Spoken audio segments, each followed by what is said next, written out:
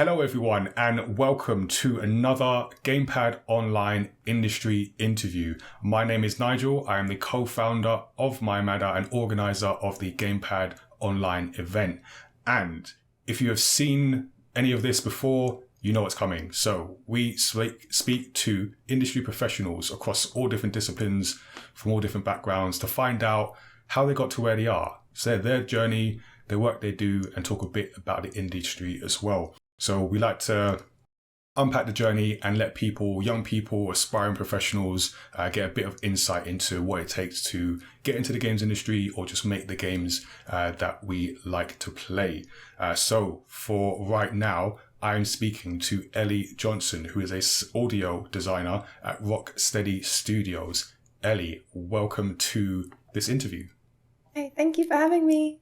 Oh no! Thank you for joining me. I'm very interested to find out about like your journey and some of the stuff that you're doing at the moment. So for people watching the live stream or watching this later, let us know what you think. So if you're live, get in the chat. Let us know your thoughts. If you have any questions, you can also join our Discord and ask any questions there. As well as doing this interview, we are also got our Do I Look Like a Gamer campaign running at the moment. So, you know, if you're someone that wants to get in the industry, make sure that you let us know who you are and what you'd like to do, and we'll see if we can help. And if we can't, we can point you in the right direction, hopefully. There's also social media, so you can throw your questions at us on social media. So we are at mayamada on Twitter, at mayamada TV on Instagram and TikTok. And I promise at some point there will be some TikTok videos soon, at some point. Still getting my head around TikTok. But we're not here to talk TikTok. We're here to talk about Elly, who is a sound designer with 4 years experience in the video games industry. After attending Leeds Beckett University, Elly started as a sound designer at Dovetail Games on Train Sim World. Am I going to ask about that? I'm not sure how interested in trains I am. I might come back to that. We'll see. For the past 2 years, though, she has been working in music on Rocksteady's Suicide Squad Kills the Justice League, which is a little game you might have heard of somewhere out there. With a focus on bridging gameplay and music, which that's an interesting term there. And Elly also works on her own music and streams. So you live stream. You're playing Apex Legends and Phasmophobia. So maybe you can give me some live stream tips as well, because I'm still getting my head around that. So did I get all that right? Did that sound familiar to you? That is all correct. That is me. That is cool. Good. Yeah. All right. We're off to a good start. So we like to start at the beginning when we find out about people. So let's go way back. Well, let me not make too many assumptions, but back in the past. And so your upbringing, so where did you grow up and what was your relationship with video games? So I grew up in a county called Shropshire, which is very much the countryside. I've heard of it. Exactly. And that's as much as I've got. That's quite impressive, actually. Not many people have heard of it. It's full of teeny tiny towns with not many people, not a lot of unusual job opportunities. It's not like quite standard professions, I would say. And I was an only child, so when I was growing up, I spent a lot of time sort of by myself, being creative. I did a lot of drawing. I did a lot of music. And I also did a lot of playing video games, funnily enough. I remember I got my first console was a Nintendo DS. I used to play a lot of Animal Crossing, like an obscene amount of Animal Crossing. Yeah. And so far, it sounds like you were preparing for the pandemic.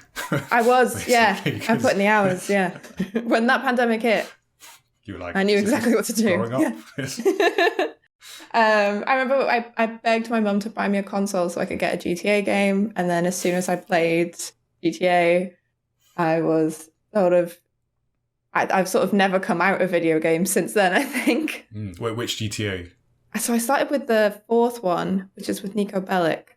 Okay. Which I can never remember the names of the individual games. I think that was just GTA 4. Just GTA 4, yeah. I loved that. I played it like over and over and over and over again. I also played a lot of Fable 2, which I got in a charity shop. Do you know what? I'm telling a complete lie because I actually had a PS1 at one point that I got from a charity shop, and I had the original Spider-Man game, and I didn't know, because I was pretty young, I didn't understand the function of memory cards. So I'd get to a certain point in the game and the game would crash because there wasn't enough memory, and I didn't know that's why it was crashing. Oh. As soon as bad design if it didn't tell you, or did you just not? Yeah. I mean, I take no responsibility for this actually in hindsight. What I used to do was just replay the same section of the game over and over again. Seriously, just play that, like the first chunk of the game. I would just play it over and over and over again until I could like perfect it. Yeah. And then someone bought me a memory card, and I played the rest of the game, and I was like, yeah, okay. There's a lot more to this. This is how game works. Yeah. Yeah. Well, I used to play a lot of Crash Bandicoot, and I think that teaches you a lot of repetitive, kind of platforming. A lot of like 8-hour stints. Well, I am bad. Yeah, I'm not very good at games. That's the other running theme. So I played a lot of that as well, over and over and over again.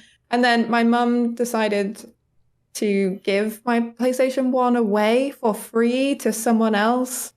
And to this day, it's still like an argument that we have. I'm furious that she gave it away. So never let it go.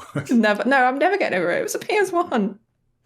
Wow. Okay. So that's quite I can imagine that's like a scarring moment. Yeah, it was really difficult. So like along that time then, how was there a moment while you were replaying the same level in Spider-Man or Crash Bandicoot where you thought, I want to work in games? Like, when did that moment come? So I actually didn't realize that games could be a job until I was in my 3rd year of university. Oh, wow. That is... Yeah. So it took me quite a long time. Yeah. So I studied songwriting in university, and I was doing a lot of stuff with music. And while I was in uni, I didn't have enough money to afford a console. I couldn't really buy any games.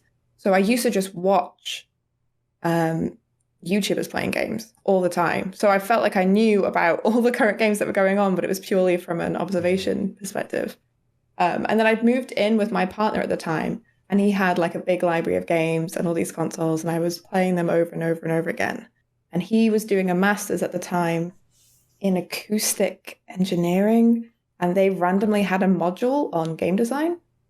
And that was the first time I'd ever seen Unity. So he downloaded it, and he was like messing about with acoustics in this game engine. And I was like, what the heck is this? Like, this is insane. You're making a game right now. Like, it never crossed my mind that like someone has to do that. Like, someone has to make the game exist. I mean, you're not the first person to say that. Like, in fact, I should have a counter, like, for every time someone says that, because it's mad how people, like, especially when you play games, that you don't realize someone had to make this, and a lot of people had to make these. And these a lot of people had to make them, and let alone anything to do with like the sound design or the music, really. And then when I had graduated from university, I had no money, and I panicked and decided to do a master's so that I could have more student loan. Oh, I see what you did there. Yeah. That's the game, the system, that is. So I was just looking for masters to do, and I found one that was in sound and music for games, and I was like, no way, that sounds cool. I'll do that, I guess. And then I did a day of that, and I was like, well, this is the rest of my life. This is great. Yeah. Cool. Nice. Okay, so you just like stumbled upon it. And then... literally stumbled into it by sort of mistake, and ended up finding an industry that I love, absolutely love. Yeah. Nice. So you enjoy working in games. Did like parents, family members, what were their views on like you saying, I'm gonna go work in video games? My mum is not the most tech savvy person. The fact that I could work a DVD player was like mind blowing to her, right? As I think a lot of people's parents are. So I'm not sure she even fully understands what I do. But she's very supportive. I remember when I got my first job in games, she took me aside and she was like, you sure this isn't a scam? It's like, you're going to move for this job and it doesn't seem like a real job. Like, are they definitely going to pay you? Like, is this all above board? But I think as soon as she saw that I was happy and like able to like pay my rent and pay my bills, she was like, okay, yeah, this is good. This is fine. And this was the job at Dovetail Games? Yes. So my first job in the games industry was a sound designer, a temporary sound designer. It was on a temporary contract at Dovetail Games. And that turned into a year and a half and a promotion. And yeah, it really, really got my foot in the door. Cool. And was this all on Train Sim World, which It sounds was riveting? Yeah, it was all on Train Sim World, which you don't realize has like insanely complex sound design. Really? Because it's all simulation, so it's all based on real things that trains do. And now I have an insane amount of knowledge about trains that I can't use really for the rest of my life. Okay. And how they work. Fact. Oh, no, don't put me on the spot. I like to put people on the spot. Okay, we'll come back to that. It's fine. Okay. Like a good example of it is, I never really worked with sound synthesis, where a traction motor in a train is like, it's a motor that as a train fans are going to come for me. I've not got all my names right, but it's essentially a very high-pitched series of tones. This is like, there's no way you can record it and implement it. You have to synthesize a sound that sounds identical to it and then pitch it. Right. And I had no idea about that before, but you're like going into like spectral analysis of sounds to pull out these frequencies that are involved to create a loop, and then adding noise back in. Like, it's really, really intricate work, actually. And it's not possible to record. Why is that? Because it's constantly moving. Like, the pitch is constantly moving, and you need a loop that's a steady pitch so that the game can tell you what the pitch should be. Okay. If you record it, it's constantly going up and down. You can't then take that in and pitch it. Right, interesting. I didn't think I'd be as interested when I asked about trains, but right, there we go. I might ask for another train fact before we end, but let's talk about the role. So, I mean, do your parents know and understand what you do now better, or they still just do your thing? Sort of. My mum understands that I work in music. Okay. Which is an improvement. She gets confused when we have trailers come out because she thinks I've done the music for the trailer, and then I have to explain like the marketing department exists, and like I think she's quite surprised by the scope of it. I think when trailers started coming out for the game, she was a bit like, "What? Like this is a AAA game." She doesn't know what AAA means, but I think she was really surprised by like the quality bar of it, and like the scale that we're working at is like, it's one of the highest in the industry. And I think she was expecting me to kind of be working on more hodgepodge things. I think she's really sort of surprised that I've managed to like wangle a job here. I think when you see how polished the stuff we put out is, that's what really makes it seem real for her. Yeah. And she knows I put music in the game, and that's all she needs to know. Yeah, she gets the high points for some reasons, and she's supportive. So she's very supportive. Yeah. Well, I mean, for the people watching, and particularly those that might be interested in your specific role, can you tell us what does an audio designer do, and in particular, like at what part of the game development process do you come in at? So my particular role is a little bit different. Every sound designer at Rocksteady is. We all have our own sort of specialties. Because mine is music, I'm sort of eternal in the games process. Okay. We come in very early on to figure out what music we need. Yeah. By the way, that sounded quite ominous when you said that. It did, didn't it? It wasn't intentional. Maybe it was intentional. Quite ever present. We're always here, but ever present. I like that. Yeah. We have to come in very early to figure out the scope of everything, what people need, because essentially it's a lot of it is asset management. You need to figure out what assets people need to support whatever part of the game they're working on, and then I go and speak to a composer, and we talk about the like style of music that we need, and also how it needs to function. So this is like a really important part of my job that I don't think many people know about, but obviously music is linear and games are not. So like, I would say the most important part of my job is to make sure that whatever we get in terms of music can slot in to the game in a way that can be dynamic and doesn't give you loop fatigue and can respond to the player. There's so much involved in the process from taking linear music to making it dynamically function. So spend a lot of time with the composer kind of talking about how we can best create bits of music that will serve us well in the game. Sure. That's interesting. So yeah, I never thought about that, like linear sound in a sort of dynamic, because you play a game and you might go into a room and there'll be music, you go out and you come back in again. Yeah. I get that. Yeah. And from there, the music gets written, and I oversee the recording, mixing, the mastering, getting it to like the highest quality bar that we can get. And then after that, sort of plugging it all back in. So once we've got all these assets, you have to make them work in the game, which is no easy feat. A lot of that is blueprinting. A lot of that is code. I don't do the code, but we work with some really good audio programmers who do. And it's a lot of me going, why doesn't it just work like this? And then the programmer's going, because that's not how code works. I know. So I'm a former software engineer, not in games, but just in general. So I know the you must know the struggle. Yeah. And the programmers are thinking, why don't you just get this? Why don't you understand? I'm going to speak for the programmers on this.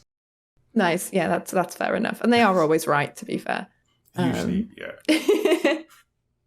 So yeah, and it's that for everything. I don't think there's a part of the game that I don't touch at some point, which I think is pretty cool. Okay. So what, level design, character creation, character animation, so you're involved in every part?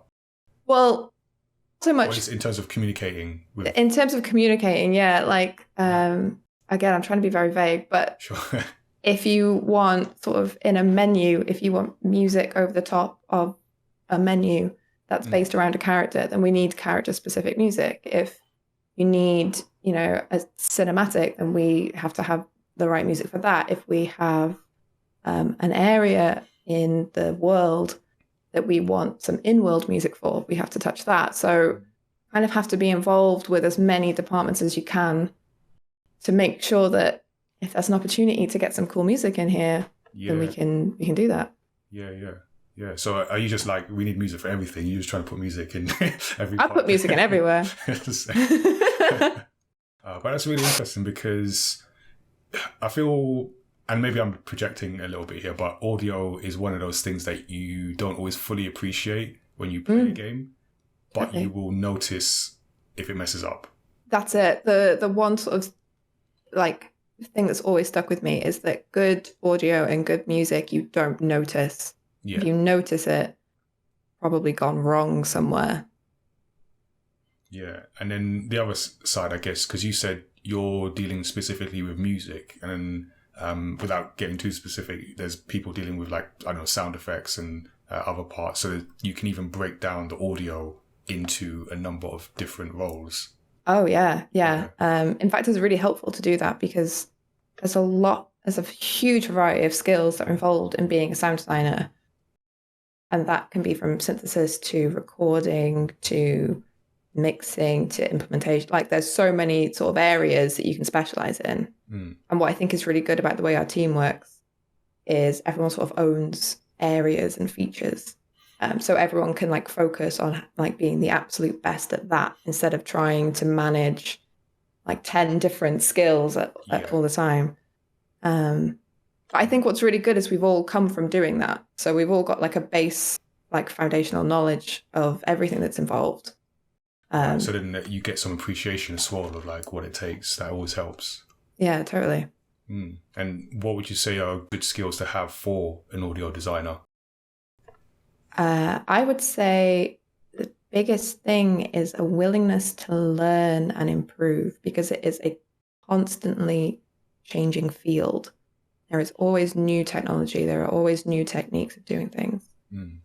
And you can learn a really great way of doing something, and it could be out of date in like 2 months or something. There's like a better way to do it.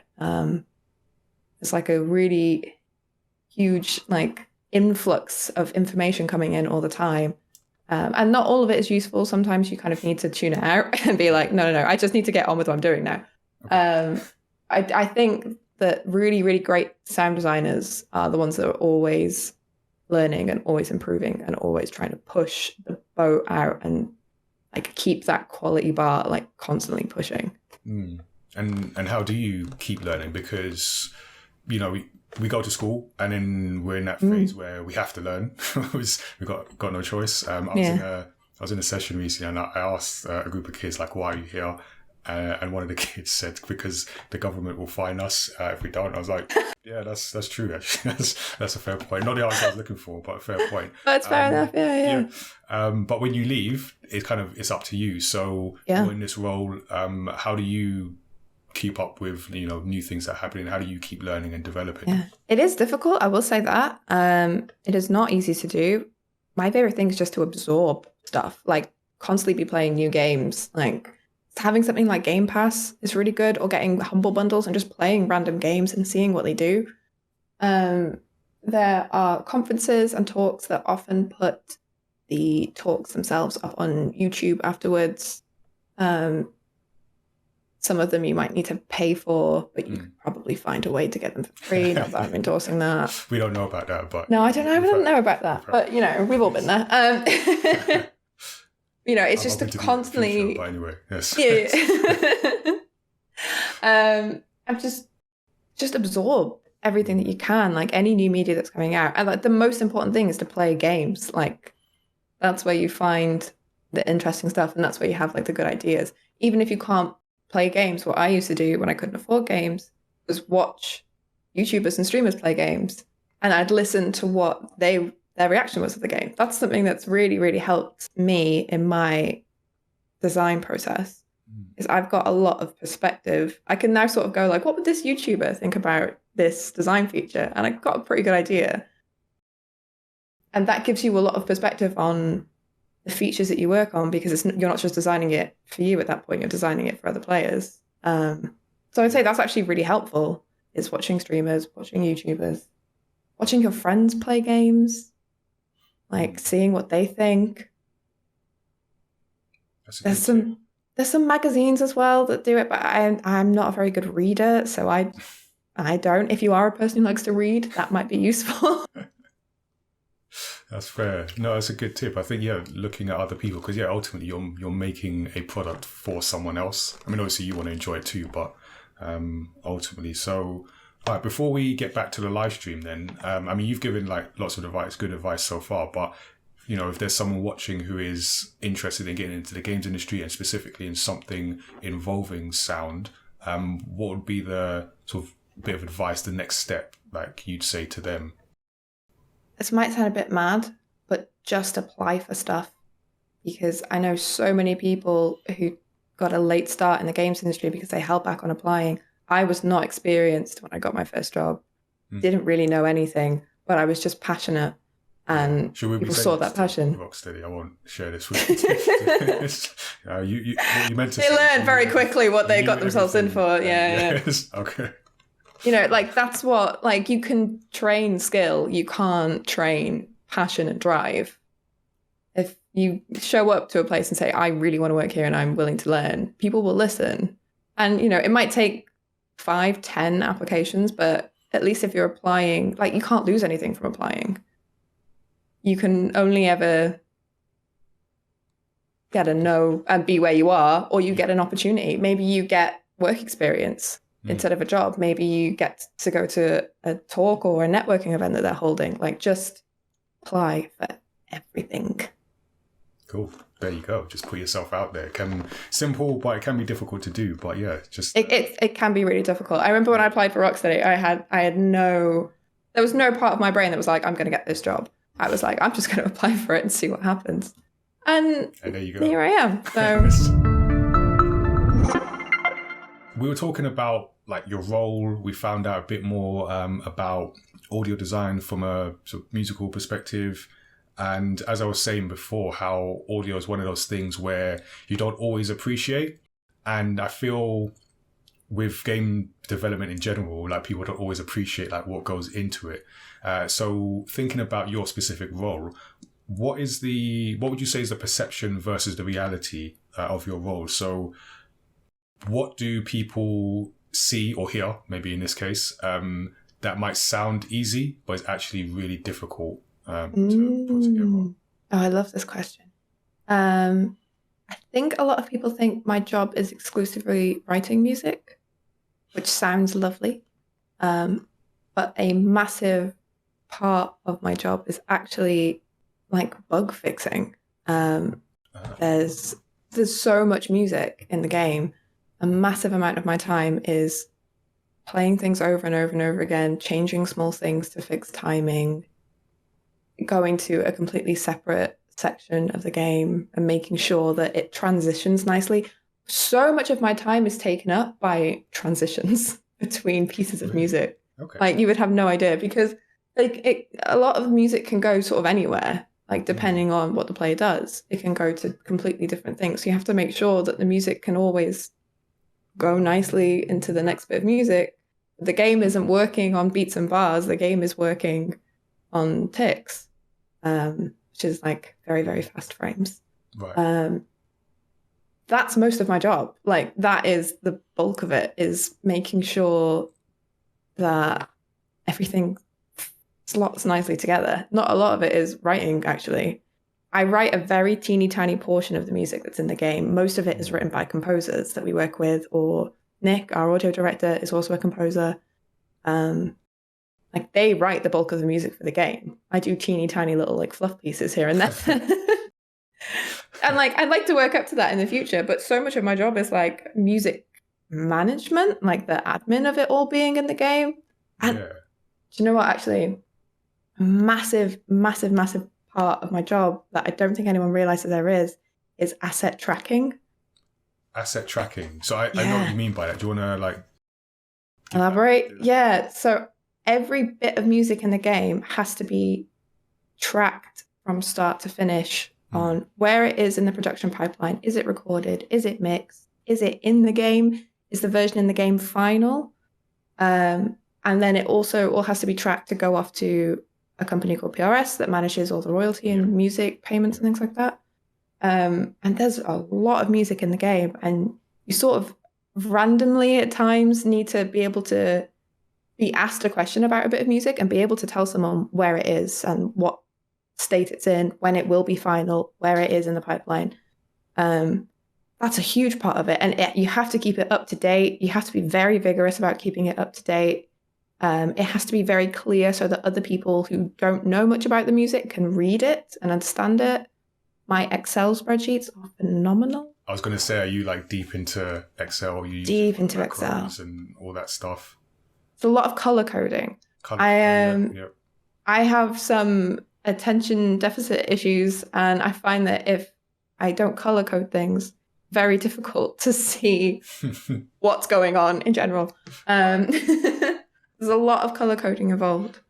That's a huge part of what I do, like tracking. And also you have to pay people like money. I don't pay people money. The company pay people money, just to be clear. Well, someone does that. You have to track a department. You have to track minutes of music. So you have to constantly be aware of how long a bit of music is. And all those tiny bits of music, they add up to like a lot of minutes. And those minutes are dependent on someone getting paid for writing them. On any recording that we do, we need to know how many minutes we've got to record so we can plan how many sessions of recording that we need to do. In the recording sessions, you need to be on top of how many minutes of music you've recorded so that you can plan the later sessions. There's so much involved in just managing these assets from start to finish. And a lot of it is numbers. A lot of it, I would have paid so much more attention in maths if I'd known how much like minute-based calculations. I have to go to a website that's called Time Calculator so I can figure out how to count in minutes and seconds. I've had to do that for like dates and everything, like just work out when I might need to get that. It's hard work. No one says that. It is, and it's interesting, like, because you point out how much of your role might not be doing this specific thing in your role. So audio designer, but there's a lot of non-designing of audio that you have to do. I think that's the same for a lot of roles where you might think, oh, if I'm an animator or something, I'm going to spend all my time just animating, but there's other things around any role. Yeah, and animation's a great example of, they have to do a lot of tracking. There's a lot of animations in a game. You have to do so much spreadsheeting to know where everything is in terms of the start to final pipeline. Loads of stuff with that with animation. A lot of it is tracking. Says me, who knows nothing about animation. I'm just just taking an educated guess. We know about how that works. We know. So before we continue, actually, do you want to give me another train fact? Because Elly's been, just to give people a bit of behind the scenes, have been convincing me that I need to get into the train game, which I'm now more interested in. So do you want to give us another train fact that we might not know? Oh God, okay.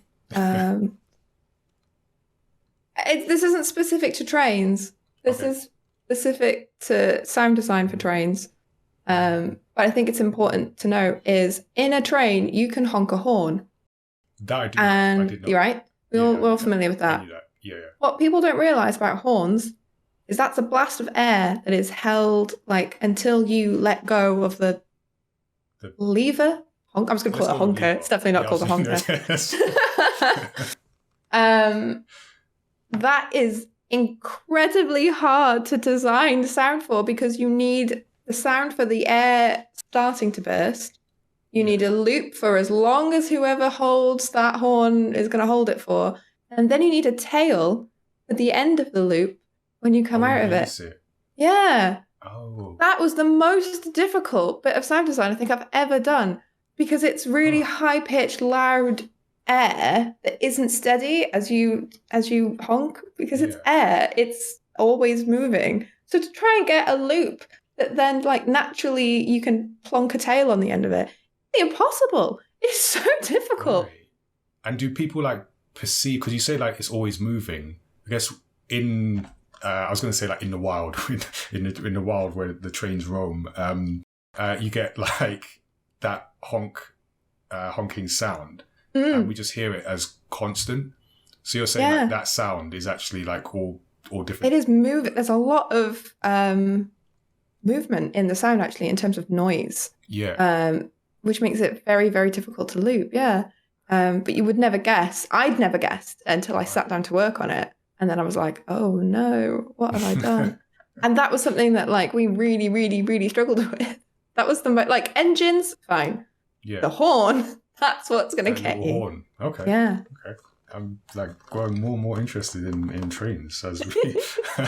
I used to have more fun facts, but I think I've gradually over time the space in my brain relegated to trains, which is like you just let it go.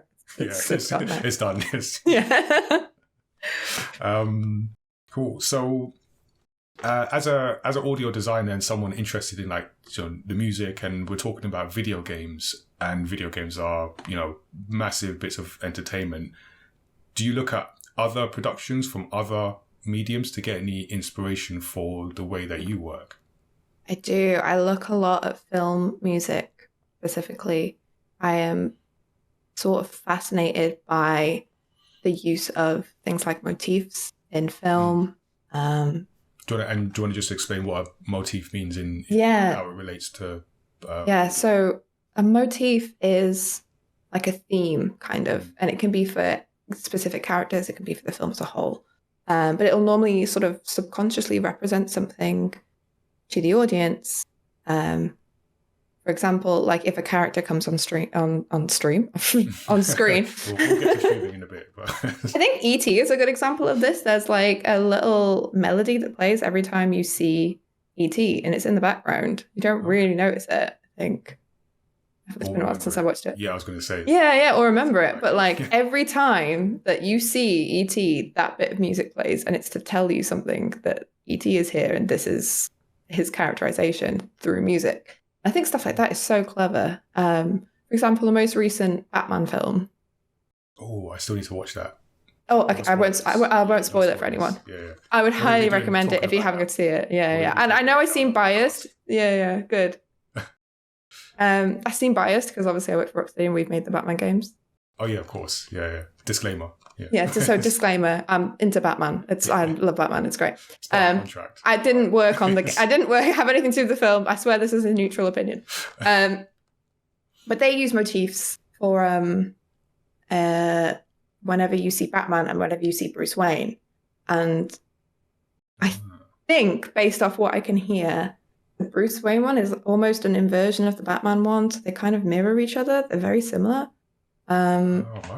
It's really cleverly done. And every time you see Batman, you know you're in Batman world because it's doing the Batman music. And every time you see Bruce Wayne, you know you're in Bruce Wayne world because it's doing stuff like that is so interesting to me.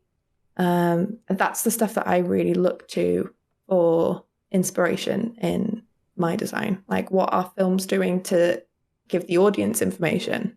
And how do we incorporate that in a dynamic field? That's really interesting. I mean, when it comes to like storytelling and how non-dialogue, I don't know if that's a phrase, the non-dialogue, yeah, non-dialogue parts, you know what I mean, like, you know, visually or with the audio, how all that comes together to tell the story in film, but also in video games. So it was really interesting. And I will be watching the Batman. I mean, I'll just say now, I don't think it will top Dark Knight for me, but you have to tune into our podcast to find out if I change that opinion. I will. I'm looking forward to it. Yeah. So, looking back at like the different roles, and by the way, you've always worked in video games, right? Is that got that right? Oh, yeah. Okay, cool. So, looking back at those past jobs, is there anything that you look back on, maybe from a first project, from a previous project, that still sticks with you today, like a lesson you've learned, something that might have changed the way you work today? Yeah, if you want to do something, just do it. Just put it in the game and then show people. Like, it's very hard to explain your ideas and your dreams, your hopes and dreams of what you want a game to do, especially for sound, using words. It's so hard. And like, I had a lot of ideas early on that I was I didn't say out loud, and like I didn't know how to express to people, and I didn't want to be like above my station, or I didn't want, to put extra pressure on people because I'd had this idea. Now, if I have an idea and it's something I can do, I put it in the game and I get a video and I show it to someone and say, what do you think of this? And it's so much easier for someone then to know where you're coming from. And I'm a person who didn't do great in school. So I'm not always the best with communicating clearly. I'm getting better at it.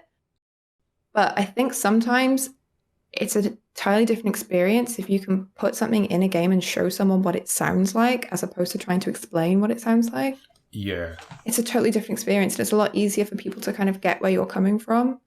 And if people then get where you're coming from, that gives you the confidence to have more ideas and to get more stuff in a game. I don't know if any of this is making sense. No. I'm glad you said it as well, because I mean, it's good advice when it comes to it's like game development and your role specifically, but just the idea of like showing people what you can do or what you see, rather than waiting for like the permission. Obviously within reason, like everything's within reason, but it's something that I say like when I do workshops, and or started saying more recently since seeing King Richard. I don't know if you've seen that film. Not yet, but I'm looking forward to it. It's a really good film. Will Smith, great performance. Obviously, I have to preface this with like violence is wrong. Just now every time. Yes, bad violence. Violence is not the answer, people. But the film is really good, and it's a film about like the father of Venus and Serena. But the thing I took away, or one of the things I took away, is like this guy believed in what he had, like his daughters, and he would tell people, like he would go and tell people like these are the next big thing, and no one would believe him. But when he showed what they can do, then the conversation changed and suddenly everyone wants a piece and everything. So really, like that stuck with me. Like sometimes you can't just tell people, you have to show people. Yeah. And you can have that conversation. So I think that applies. And violence is wrong again. And violence is wrong. Violence is wrong. It's bad. Okay. Don't do it. So you mentioned also that you didn't do well in school. Do you want to elaborate on that? Because it sounds like there's a story there. Yeah. When I was in school, I didn't get on very well with the teachers. I now know as an adult through copious amounts of therapy that I have some neurodiversity that I'm getting looked at the moment. And that made it very difficult for me in a school environment to learn and pay attention. And no matter how hard I tried at things, it felt like I couldn't grasp the material. And this was like for a range of subjects, and particularly music. Like, funnily enough, I know, right? Like, music was something I was so passionate about, and I felt like I could do really well. But the environment of a school was just not conducive to the way that I learned. And also I was a teenager, so like I also had an attitude about a lot of things. So I'll take responsibility for that part of it. Okay, that's good. But I remember when I left school, I think I got a C in music. I can't remember what I got at GCSE. When I got to A level, I got an E in music, which was barely a pass. And I was really happy with that because I just couldn't, like, no matter how hard I tried, I just couldn't grasp what the, like, exams needed me to grasp. E in music. I got an E in music. Again, I feel like I should edit this bit out for your current employers, but I'll tell anyone who'll listen. Like, but I think for a long time that put me off working in music because I let that sort of define me, and I was like, oh well, I've got an E in school, therefore I can't be good at music. But over time, I mean, I say that I went and did a degree in music, so I didn't take it to heart that much.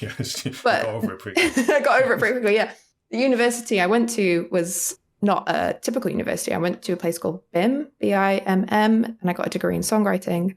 And what's different about BIM is instead of it being run by educators specifically, it's run by people who have industry experience.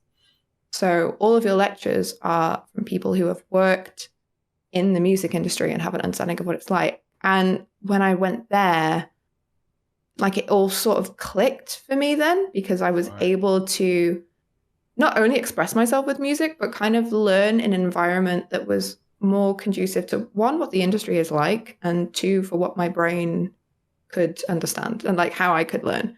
I was given a lot of free rein there to kind of just focus on topics that interested me, which shockingly was not music theory. That really like did me, like I walked out of university with like quite a good grade. Until I dropped out of my master's to get a job. That was a whole other thing. But but I think what is important is I am a person who has a lot of skill in music, but it just doesn't work in educational settings. For example, exams or very heavily theory-based situations. Yeah, no, I get that. And yeah, I've met a number of like young people who, the way school is doesn't always work, and I think it's about understanding like how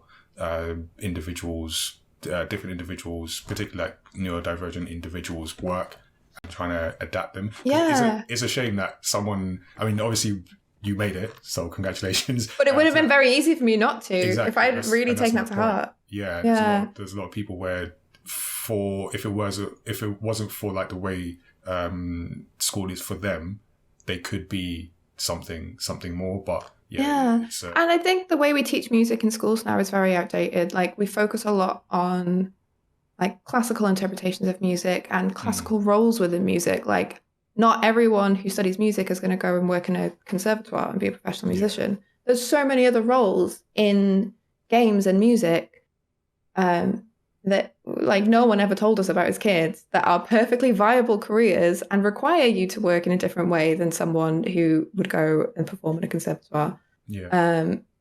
And schools, especially like still now, as far as I know, don't bend for people who are outside of that kind of template, and I think it's a real shame. So I do want anyone to like who is passionate about music or is passionate about anything in games to know that just because your education isn't serving you doesn't make you any less skilled or gifted or important as a voice. So teachers, if you're listening to that, take something, but stay in school because as was pointed out to me, the government will fine you if you do not. Yes, stay in school. So my last sort of thing I wanted to talk about is like outside of video games, like what do you do when you're not making noise in video games? I'm making noise in other softwares. I just make noise all the time now. Yeah. Cool. That's a constant. Just constantly noisy. Yeah.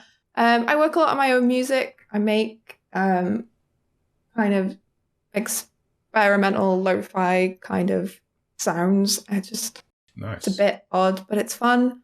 I play a lot of games. I feel this is very stereotypical, but I really do love games. So I end up spending a lot of my spare time away from my job in games. Before. Yeah, playing games. How unique, right? Yeah. But I play a lot of games with friends, and I think that's the difference. I play a lot of things like Apex and Phasmo, like kind of games that you can be silly in with your friends. Yeah. Not take too seriously. Although now I'm starting to get good at Apex, I'm starting to take it very seriously, so I might need to switch game. It's become a thing now, serious. Yeah, I used to say I watched films, but I struggle to watch. I can't pay attention to a whole film these days, so I find that games are a really easy thing to pick up and put down as and when the mood strikes you, which is good. Sure, yeah. I also spend a lot of time like looking at like the IKEA catalogue and boring things like that.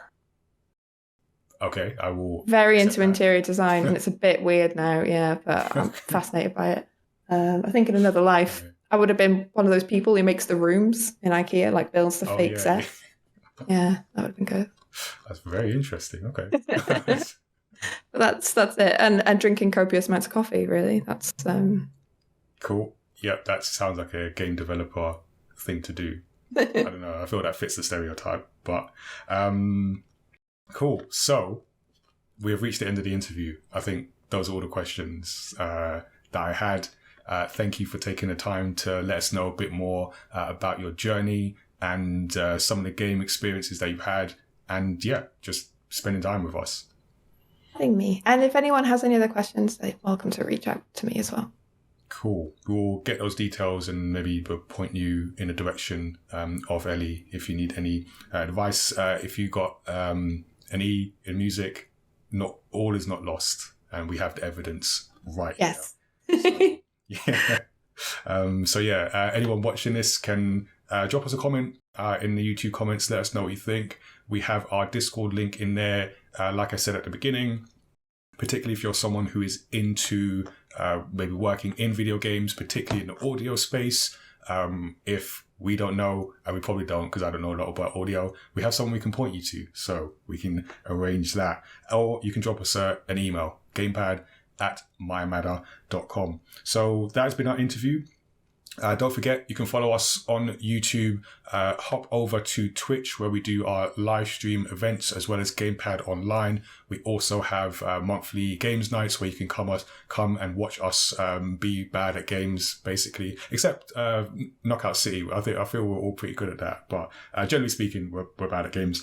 And check out our podcast where Tazzy and I talk about stories across pop culture, including video games, and also have industry interviews with creative professionals in various places. So you can check out the Story X Story podcast. We release episodes every Thursday. I think that's all the self-promotion I have for now. That's all for me. That's been our interview. We will see you again next time. Hey there, I'm Nigel from mayamada. Thanks for watching our video. Don't forget to subscribe and check out the other great videos we have on the channel. You can also join the GamePad Discord and check out the next event at gamepad.events. We'll see you soon.